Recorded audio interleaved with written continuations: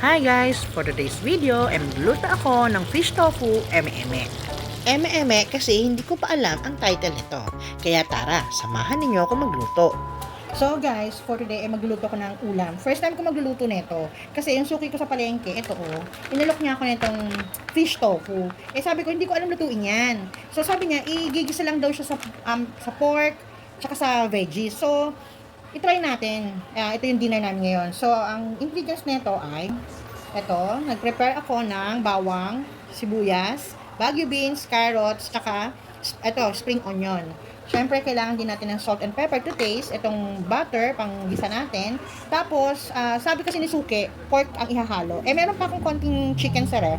Isama na natin. So, itong pork kasi, medyo na ilaga ko na siya ng konti. Tapos, itong fish tofu. First time ko magluto ng ganito, guys. Actually, ito. First time ko itong lulutuin. Sana magustuhan nila, lalo na ng daddy namin masungit. At kailangan din natin ng oyster sauce.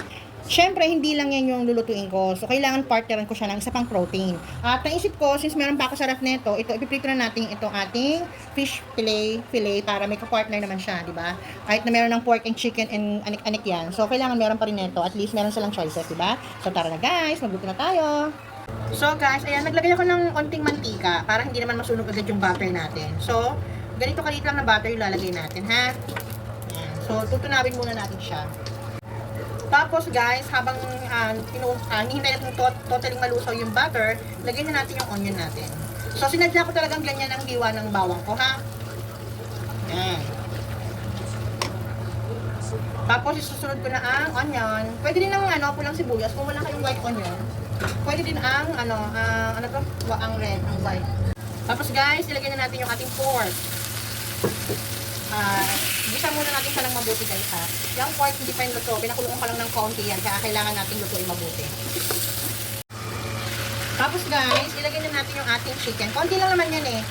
Kalahating pecho lang yan. Nakita ko kasi meron pa sa ref, so ano na natin, di ba? More protein tayo ngayon guys. Ayan, hintayin lang natin silang maluto, ha, lalo yung chicken. Bango guys, yan palang ginigil ako, bango-bango na. So ayan na guys, kumukulo na siya. Naglagay pala ako dito ng kalahating baso ng tubig kasi gusto ko lumambot yung karne. Yan. Tapos syempre, nagkatas na rin yung chicken and yung pork. So, patuyuan pa natin siya ng kaunti guys. So ayan na siya guys. Try natin. Bango guys, lalagay ko rin tofu. Para maluto na rin siya. Ito siya fish tofu. So, hayaan lang muna natin maluto ng bahagya yung ating tofu bago natin ilagay yung ating vegetable. Ilalagay ko na rin yung ating salt and pepper para yung lasa niya manuot na rin sa ating mga karne. Then, haluin natin. Bango guys, grabe.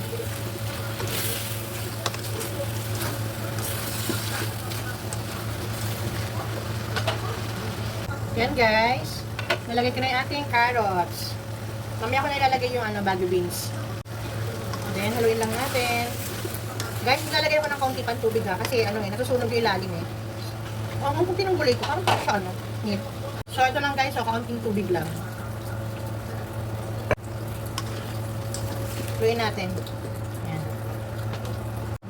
Guys, lalagay ko na yung ating bagu beans. Kunti lang pala yung gulay ko, oh my god. Alam niyo, parang gusto ko ilagay yung broccoli. May broccoli ako dyan eh. Wait lang, ha? Guys, nakalimutan ko. Sabi pala ni Suki, lalagyan ko nito. Nakita ko sa lamesa. Buti nakita ko. Wait lang, ha? Bubuksan natin itong hugasan. Tapos hindi ko siya lalagay lahat. Kalahati lang. So, guys, ito yung pausi natin. Konti lang nilagay ko. Tinikman ko baka ito nga siya, no? Kung lagay pa man din tayo ng asin. Pero konti lang naman ilalagay ko lang. Yan, guys. Ayun. O, diba? Sarap na. And then, lalagyan na natin din yung oyster sauce natin. Konti lang, guys. Siguro mga, mga isang kalahating kutsara o mga 2 kutsara yun guys. Oh, ang ganda na oh. Kita nyo ba? Wow! So, pakulaan pa natin siya guys. Guys, meron akong tinirang sibuyas na puti kanina. Isama na natin. Tapos yung spring onion, mamaya ko ilalagay pagpapatay na natin. Ang ganda ng kulay guys oh. Medyo na-overcook lang yung ating veggies. Pero masarap siya guys, promise. Guys, lalagay ko na yung spring onion. Yan. Haluin lang natin ng konti, tapos okay na to.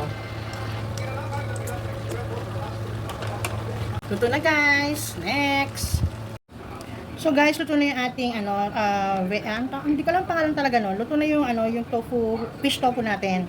So ngayon naman itong fish fillet natin, ayan, ilalagay natin sa egg, tapos ipapagulong natin sa flour. Saka natin i-deep fry. Itong egg nilagyan ko lang ito ng konting salt and pepper. Tapos ito, meron rin siyang salt and pepper. Tinimpahan ko rin yan. Ayan. Parang excited tuloy akong mag-ulam nito, guys. Pero parang more on pampapakino, yung veggie. So, ito na siya, guys. Pinapanit ko na yung mantika. Tapos, sasawsaw natin dito. Wait nga lang, guys. So, ayan. Kailangan kasi tuyo ito eh. Ayan. Kita nyo ba? Baka naman puro kamay, ha? Ayan nga.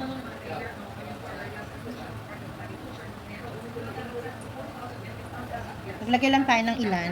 I-deep fry na natin. Sana magustuhan to ng mga anak ko tsaka ni daddy. Kinakabahan ako. Sa mga anak ko lang problema, pero kay daddy kasi, alam mo naman yan. Daddy namin masungit. Maano yung sa ulam eh. Ayan. Okay, wait lang.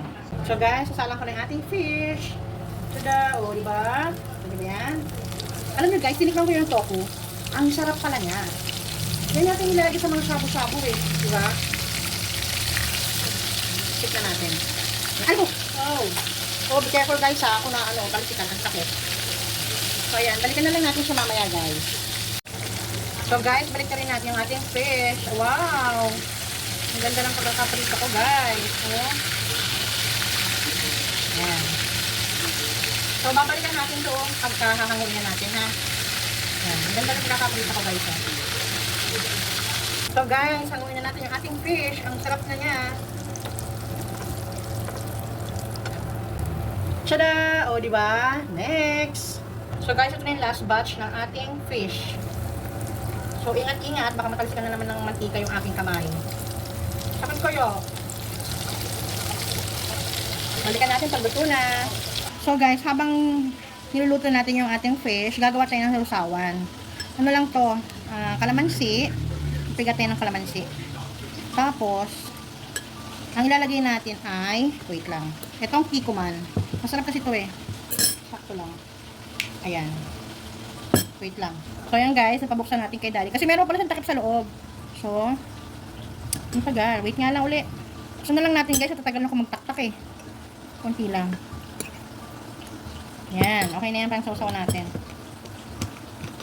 Tapos hanguin na natin yung fish. Luto na guys. Hanguin na natin. Grabe, tinikman ko. Ang sarap guys. Lalo pag sinawsaw to doon sa ano. Yung palang ginawa kong sausawan, lalagyan natin siya ng chili garlic. May chili garlic pala dyan si daddy.